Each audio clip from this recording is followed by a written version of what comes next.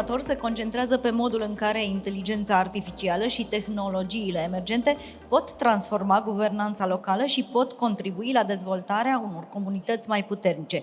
Este vorba despre panelul moderat de George Turcu, partener și manager de proiect la Ghidul Primăriilor, alături de experți și lideri locali. Să le urăm bun venit și să invităm pe scenă. Mulțumesc frumos! Bună ziua! Bine v-am găsit! Vreau să invit alături de mine în scenă la panelul nostru Guvernanță Locală Inteligentă pe invitații mei. Aș vrea să încep cu domnul Luca Sambruci, care este AI Security Expert and Founder Noctiv Security. Hello. Microfoanele sunt pe scaun. Vreau să continui cu domnul Ionuț Florin Pucheanu, domnul primar de la municipiul Galați. Domnul Pucheanu e în sală, undeva l-am văzut, probabil este dincolo dacă cineva îl cheamă, vă rog frumos. Continui cu domnul Mario Lucian de Mezzo, domnul primar de la municipiul Slatina. Salut, domnul primar. Undeva pe scaun trebuie să fie microfonul. Bună ziua. Luați loc unde vă simțiți bine. Ok, perfect. Mulțumesc. Mergem mai departe și îl invit alături de mine pe domnul Luca Taglialetti, Executive Director European Cyber Security Competence. Hello. Hello. You have the microphone on your seat. Yes. Îl invit alături de mine și pe domnul primar de la orașul Videle, domnul Cornel Gogan.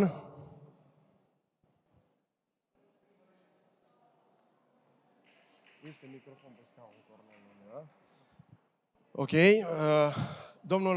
Îl invit alături de mine și pe domnul Eduard Dumitrașcu, care este președintele Asociației Române de Smart City. Vă rog, domnul Eduard. Dacă cineva îl găsește pe domnul Pucheanu, îl așteptăm cu mare drag, era aici. Salut, Eduard. Microfonul pe scaun undeva. Ok, o să-i dăm drumul. Mă duc eu în partea asta. Da, era aici. Ok, mulțumesc mult, îl așteptăm și pe domnul Pucheanu. Așadar, în panelul nostru eu vreau să mergem un pic către inteligența artificială, care este evident că nu mai este un concept de laborator, este clar că devine o unealtă de bază pentru administrația locală. Astăzi discutăm deja despre cum implementăm AI-ul la nivel local, unde aduce valoare, și cum ne protejăm datele și cum ne asigurăm că tehnologia unește comunitățile noastre. Aș vrea să încep cu domnul Luca Sambuci, Mr. Sambuci, and I will ask you the next question. Mr. Luca, let's start with the technology itself. Municipality unusually buy AI from vendors rather than building it. Bună ziua, domnul primar.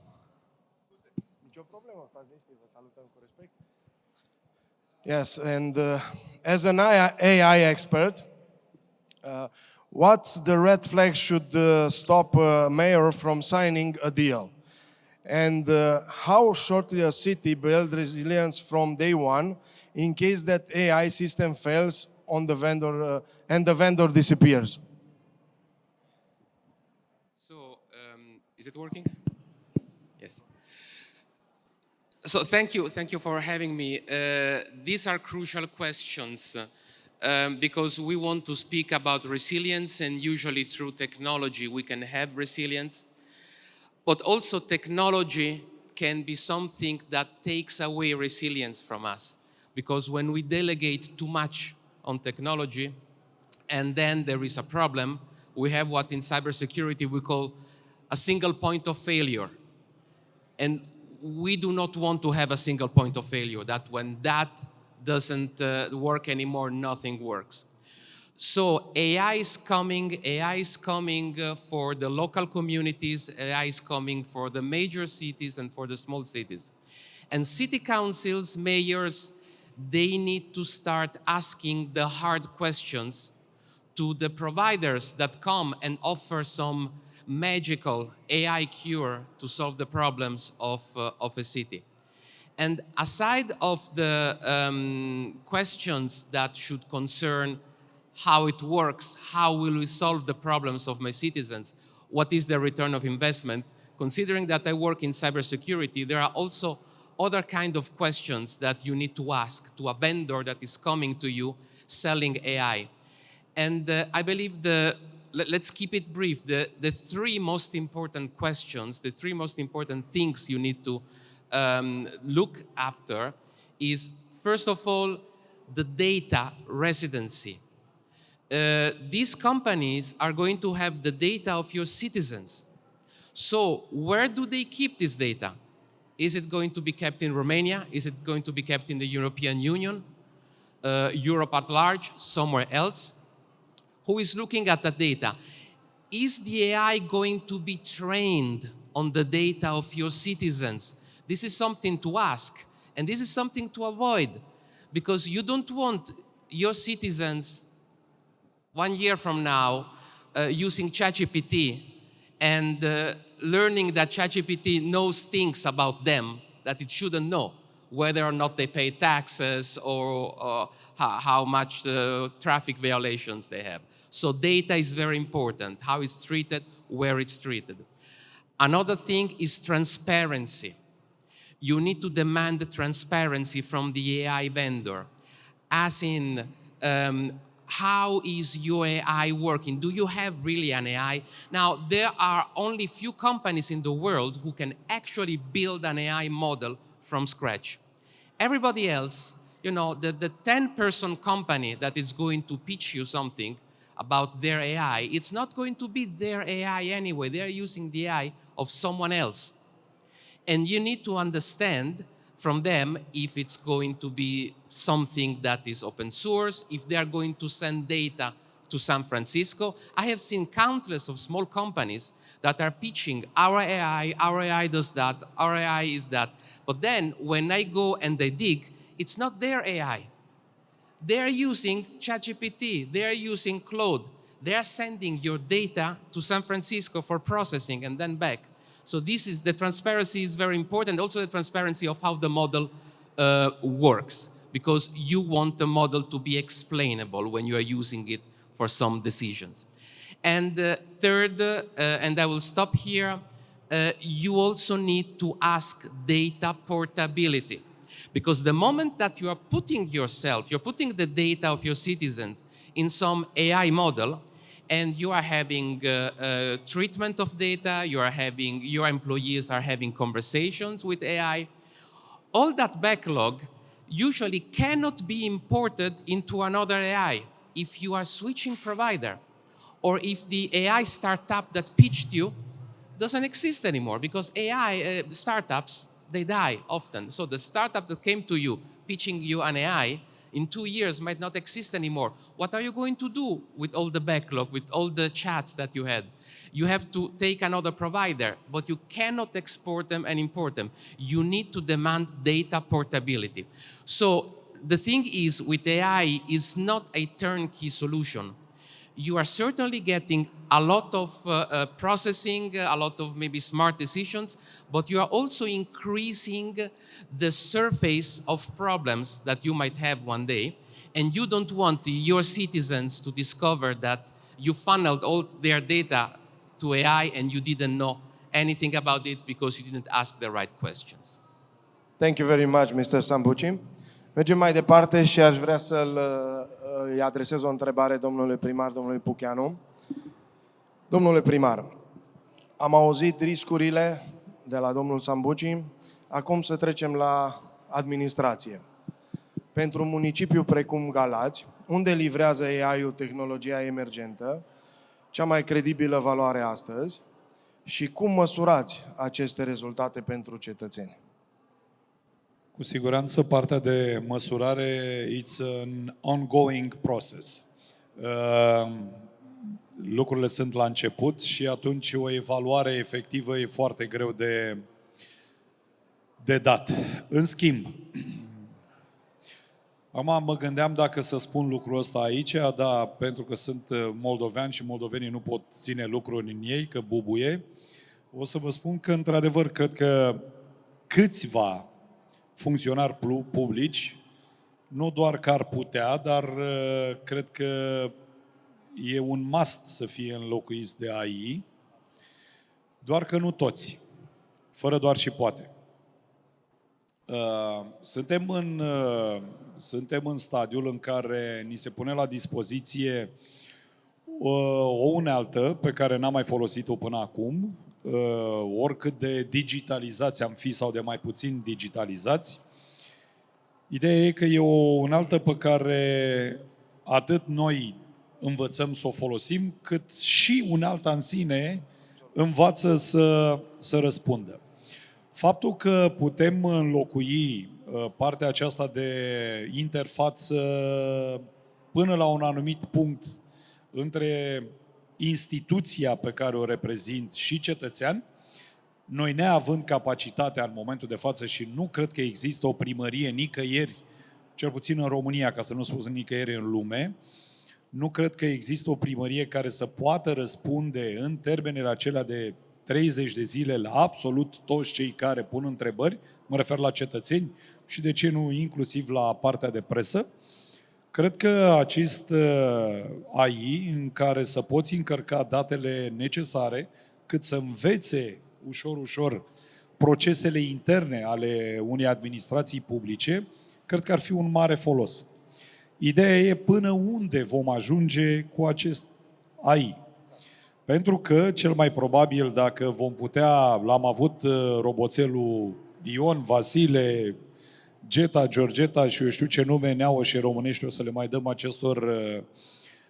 acestor mici sau mari roboței, cel mai probabil, din punctul meu de vedere, și nu vorbesc din perspectiva omului căruia este frică să-și piardă scaunul, sunt deja la al 3-lea mandat, mă gândesc că e extrem de serios dacă mai are rost să continui pe mai departe sau nu. Dar ideea e până unde mergem cu această inteligență artificială și unde tragem o linie.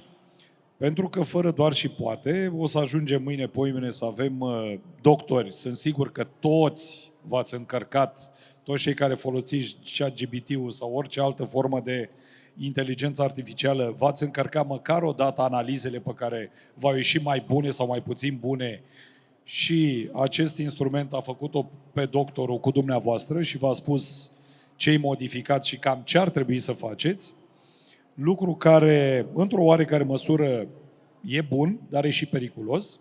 Așa e și în primărie.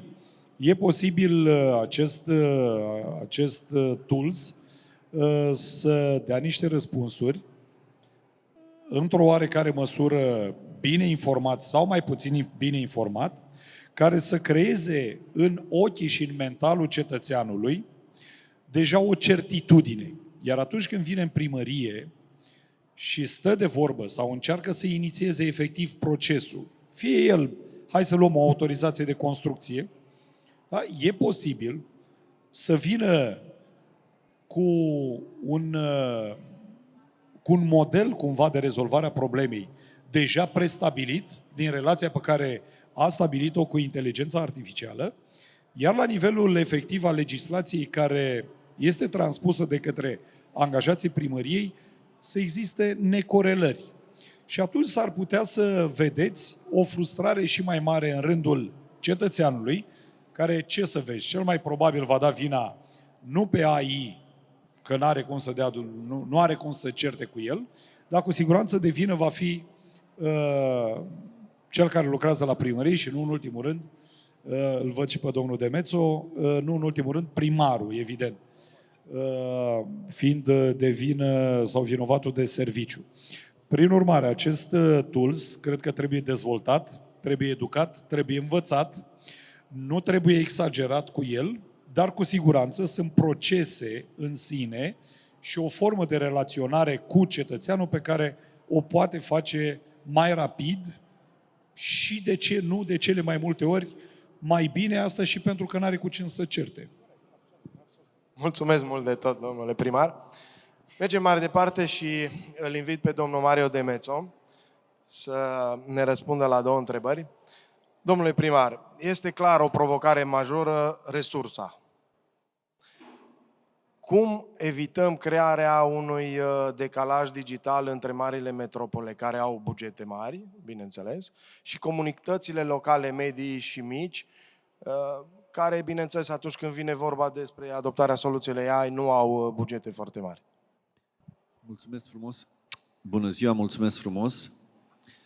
Spunea domnul primar că unii dintre angajații din primării ar trebui înlocuiți de AI și că este o idee bună. Îi împărtășesc în totalitate părerea, fără să însemne că eu sau domnul primar spunem ceva rău despre angajații din primării. Natura umană ne face pe noi să avem carențe în interacțiunea cu oamenii. Mie mi s-a întâmplat să merg în anumite instituții când nu eram primar, să trebuiască să completez un formular pe care cineva la un ghișeu îl vedea de 183 de ori pe zi. Eu îl vedeam prima dată în viața mea și nu înțelegeam o anumită rubrică. Și spuneam, aici ce trebuie să scriu? Și persoana de la ghișeu îmi spunea ușor țâfnos, dar ce nu vedeți ce scrie acolo? Când lucrez cu un document de 183 de ori pe zi, timp de 30 de ani, știi documentul ăla și pe dinăuntru și pe din afară. Eu când sunt expus la acel document prima dată, e clar că se întâmplă să pot avea dificultăți. AI-ul nu se enervează. Nu știu dacă eu mai folosesc ChatGPT uneori și sunt răutăcios cu el. Nu s-a supărat niciodată pe mine. Nu mi-a zis dacă mai vorbește așa cu mine, eu îți dau ignor și nu mă interesează. Deocamdată. Încă, domnul primar. Deci din acest punct, în direcția aceasta, cred că și domnul primar spunea de anumite funcții că pot fi înlocuite de AI. În această direcție, Primăria Slatina are în parteneriat cu un grup de cercetători un proiect prin care să dezvoltăm un AI local pe care să-l hrănim cu toate documentele de stare civilă, de exemplu, și care să, atunci când vine un locuitor al municipiului Slatina, să-și dea acordul, să-i scaneze buletinul și aplicația să-i completeze automat documentul. Sigur că va fi o chestiune de reglaj fin și va dura timp, dar va fi un înlocuitor foarte bun al anumitor angajați care, atenție, nu vor fi neapărat dați afară, ci le vor fi realocate alte sarcini. Asta un pic de completare la ce a spus domnul primar, punct de vedere pe care îl împărtășesc în totalitate. Referitor strict la întrebarea dumneavoastră cu decalajul dintre orașele mari și orașele mici, este adevărat că orașele mari pleacă în general cu un avantaj competițional. Reprezintă mai mulți cetățeni, care înseamnă, să-mi iertați lipsa de politețe, mai multe voturi, ceea ce la nivel guvernamental are o greutate mai mare în anumite situații, are resurse mai multe de a scrie proiecte, de exemplu, adică resurse interne. Absolut. Și criteriile, în general, sunt mult mai prietenoase cu orașele mari. Pentru a reduce decalajul, cred că și experiența mea de peste 20 de ani în zona de ONG m-a învățat că acest lucru este posibil, pot exista criterii guvernamentale adoptând aceeași soluție pe care Uniunea Europeană a adoptat-o pentru proiecte europene. Sunt fonduri dedicate orașelor din Europa de Vest, care sunt avansate din multe puncte de vedere, care câștigă puncte în plus dacă intră în parteneriat cu un oraș din Europa de Est, de exemplu.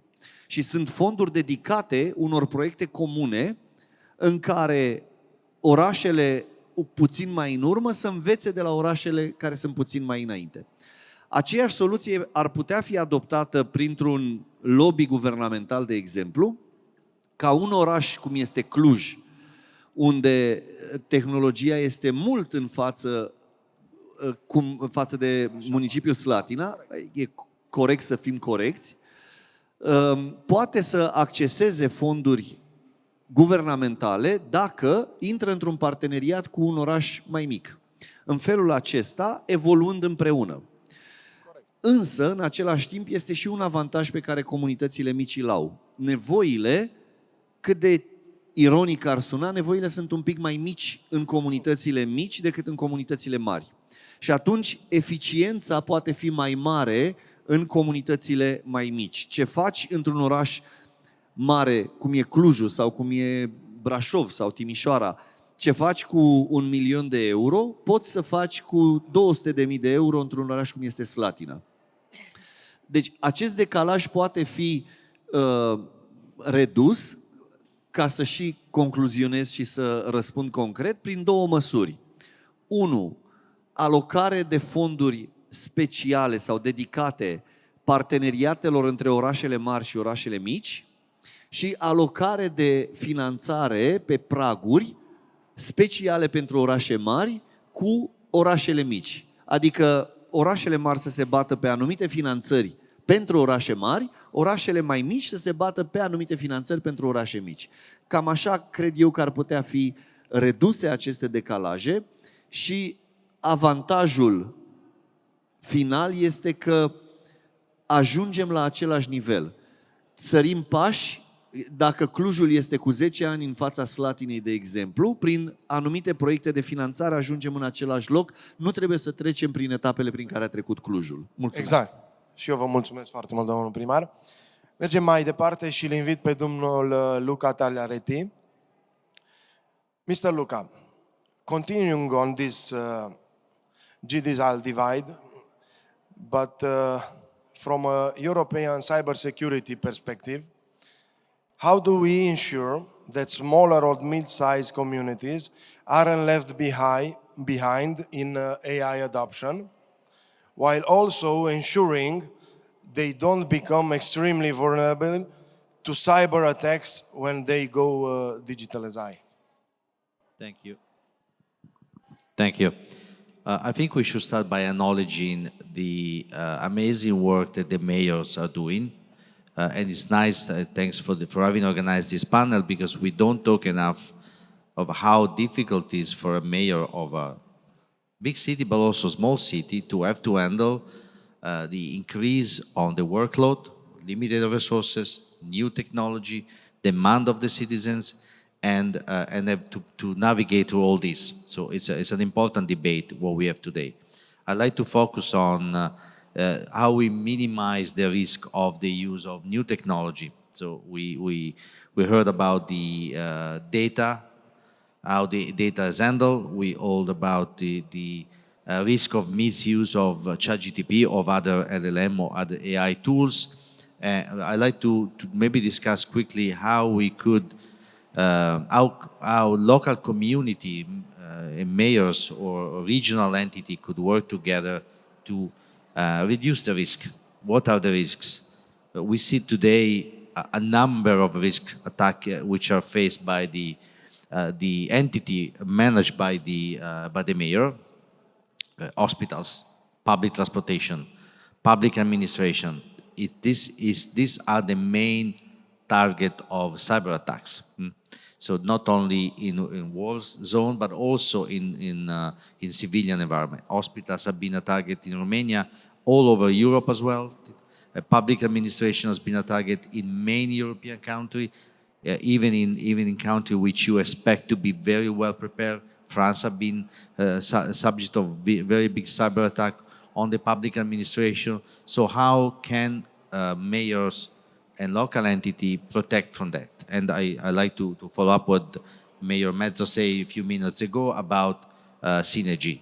To me, the key word here is synergy, is working together, for a number of reasons. First of all, does not make sense for one municipality to invest a lot on technology which are very similar to the one of the municipality just a few kilometers away. So what we should strive for is of entity to work together. We have few examples in Europe. For example, we were just discussing a few hours ago with other colleagues. Ireland developed a number of SOC, so Security Operations Center, monitoring the risk of hospitals through a network of municipality.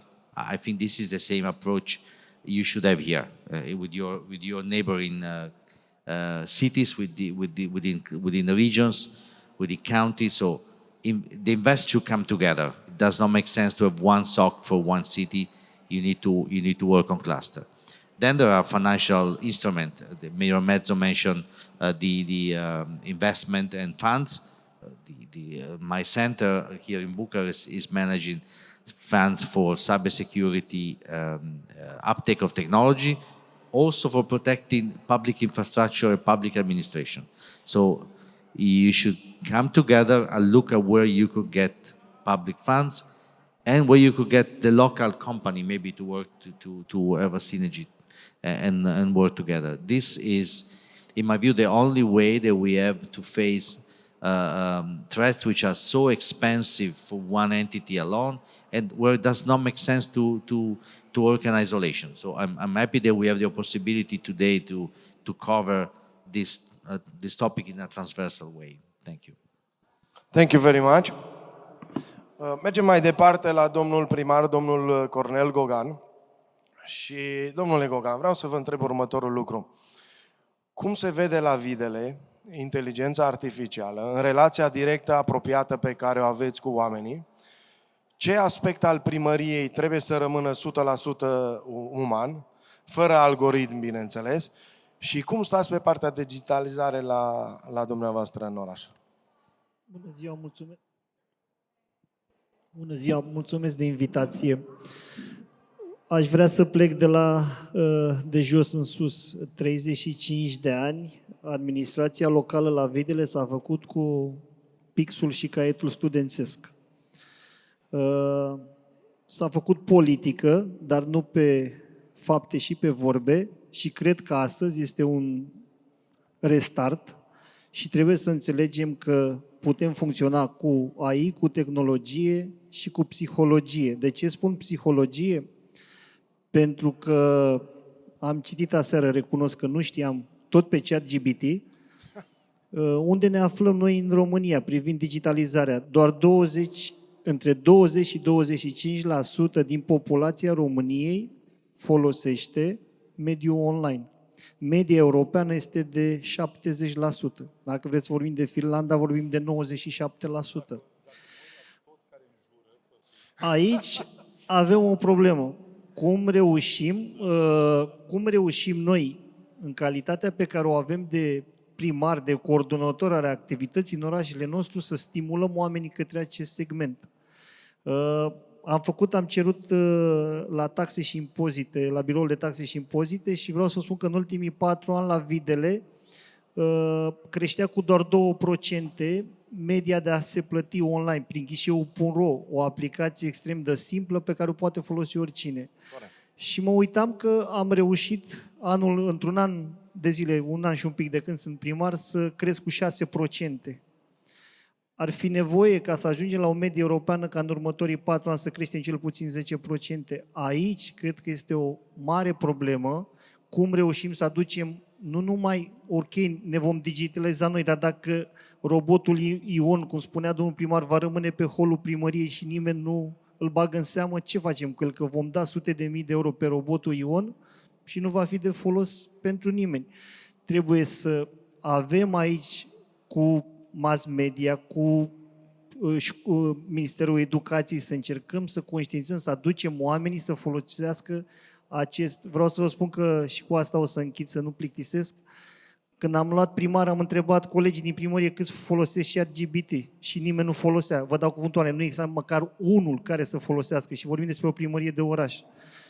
Pe rând i-am chemat la mine în birou și împreună am descărcat aplicația ChatGPT. Și astăzi este eficientă și astăzi o mare parte din proiectele europene folosim ChatGPT-ul. Am depus un proiect de 1 milion de euro și cred că la un moment dat se va debloca, este admis, dar nefinanțat, pe digitalizare. Dar eu, sincer, am un semn al întrebării dacă vom putea ca acel proiect să-l implementăm, dacă populația va fi deschisă să vină, pentru că fonduri pe digitalizare trebuie să recunoaștem că au fost. Statul român, într-o oarecare măsură, și-a făcut treaba pe partea digitalizare. Dar ce ne facem cu populația? Eu cred că aici este problema reală. Cam așa stau lucrurile în viziunea mea. Mulțumesc mult de tot. Și eu vă mulțumesc. Nu în ultimul rând, îl avem alături de noi pe Eduard Dumitrașcu, președintele Asociației Române de Smart City.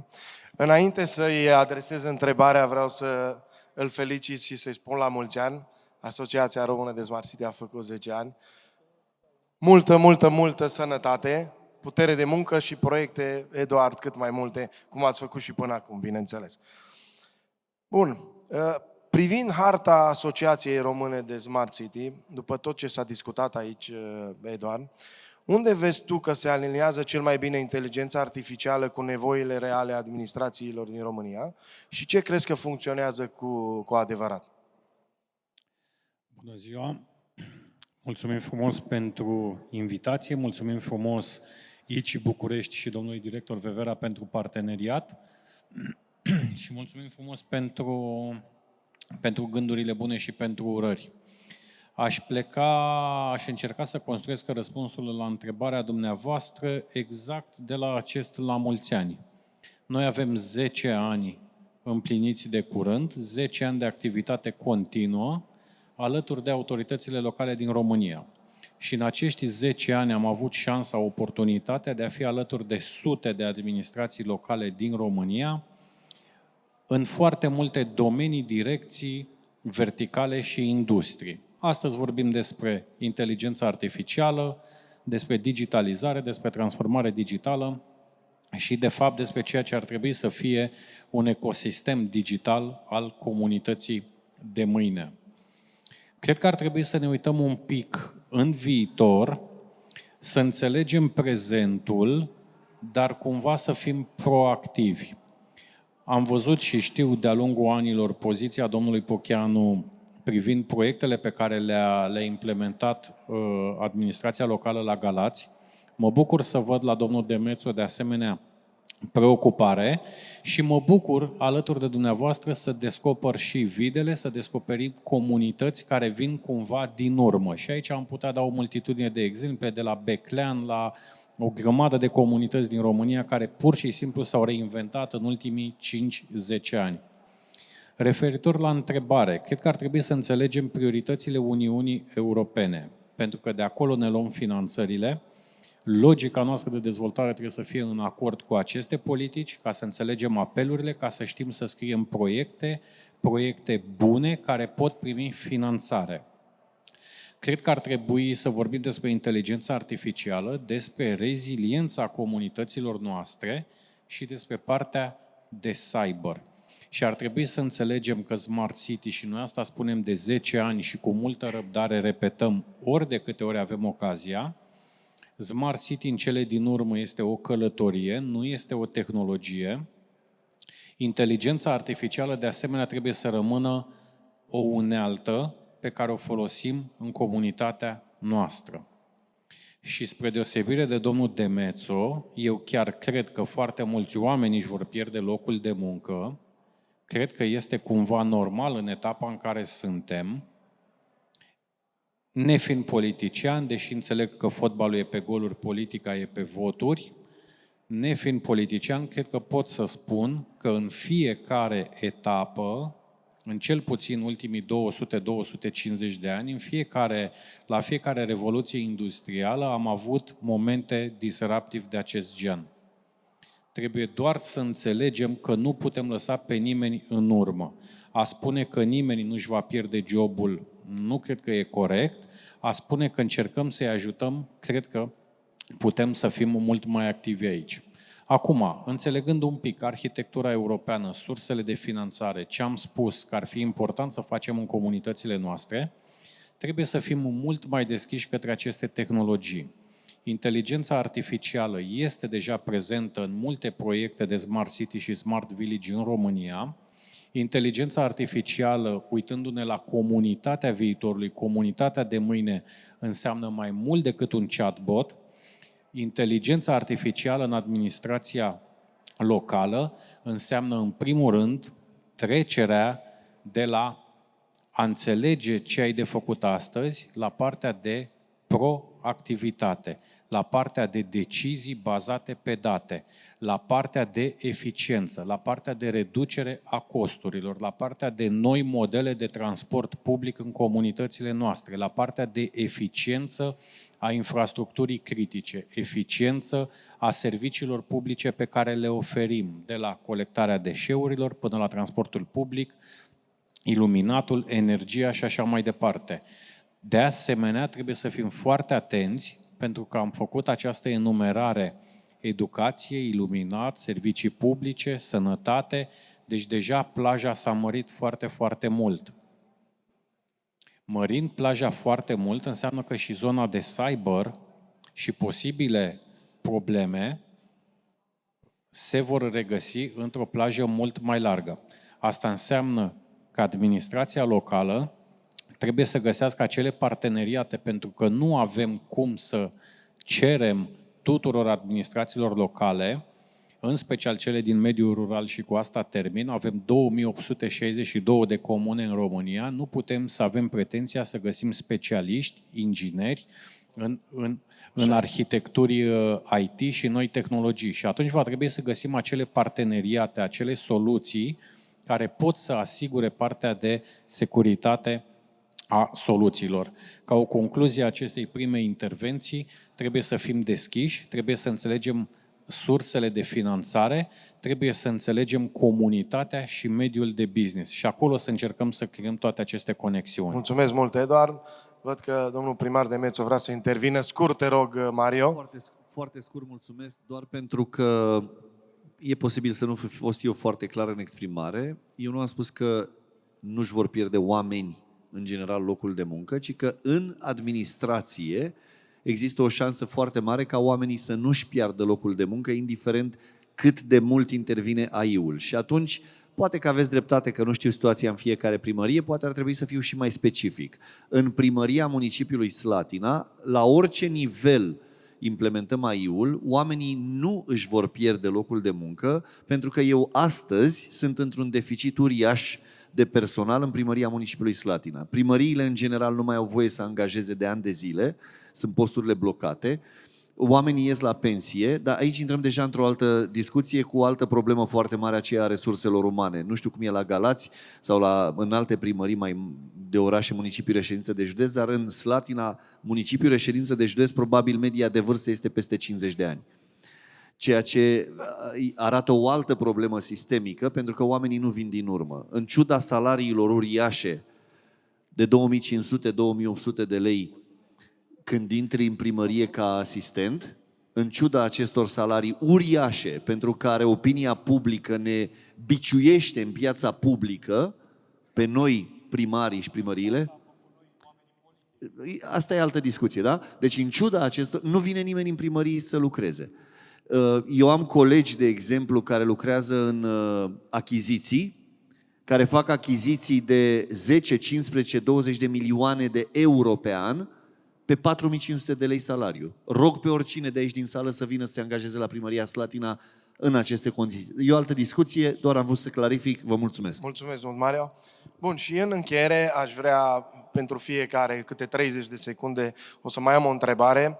Stăteam și vă ascultam. Anul trecut era domnul Pucheanu cu noi în panel și am rămas așa la despărțire cumva că ne dorim cât mai multă conexiune între oameni. Asta ne doream, oamenii de la bloc, nu mai e ca mai de mult și vrem să fim alături. Vreau să zic doar atât. E clar că e o vorbă. Singur ajungi repede, împreună ajungem departe. Eu consider că noi în România, astăzi, avem tot ce ne lipsește. Deci asta să fie clar. Trăim niște vremuri foarte bune, trebuie să ne bucurăm de ele, cât de mult putem, zi de zi, asta este clar. Și întrebarea mea ar fi următoarea, să dau către fiecare om care este alături de noi, care considerați că este acel ingredient esențial care ar putea face ca AI-ul să ne aducă cu adevărat împreună, să ajungem acolo ca oamenii să fie împreună pentru a ajunge departe, așa cum ziceam. Te rog. Acum, să-mi fie cu iertare, am să răspund printr-o altă întrebare. faptul că ați emis această părere cum că avem tot ce ne trebuie și că niciodată n-am trecut tot ce ne lipsește și n-am trecut niciodată printr-o perioadă atât de bună, înseamnă că nu aveți pagină de Facebook și ia încercați să postați mesajul ăsta pe Facebook și o să aflați pe propria piele dacă mai e nevoie de ceva în societate sau nu. E posibil să aflați ceea ce noi primarii aflăm aproape în fiecare zi. Modul în care ne-ar putea aduce mai aproape AI-ul de cetățeni și pe cetățeni, eu cred că, în primul rând, o formă de comunicare mai facilă și mai educată, cred că ar putea îmbunătăți relația cetățean-primar. E frustrant să stai de partea asta altă a calculatorului și să fii nevoit să te comporți ca un om sau ca o entitate, nu ca om, care n-ai sentimente, n-ai familie, n-ai nimic. Doar pentru că vremelnic ocupi o funcție. Până mai ieri erai și tu de partea cealaltă a calculatorului.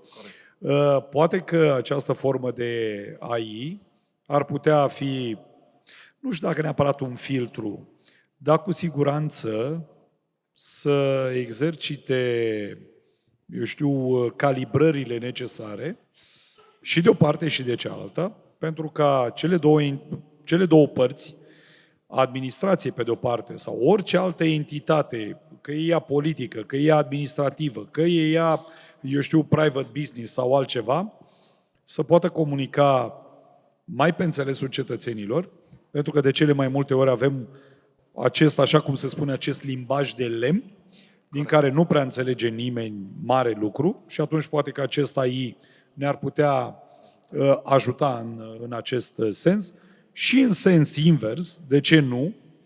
Poate că gândurile bune adresate mamei în mod special pot fi ușor filtrate și atunci cel mai probabil și tu, ca primar, poți da un răspuns fără să nutrești sentimente alese față de cel cu care ai acest dialog. Corect.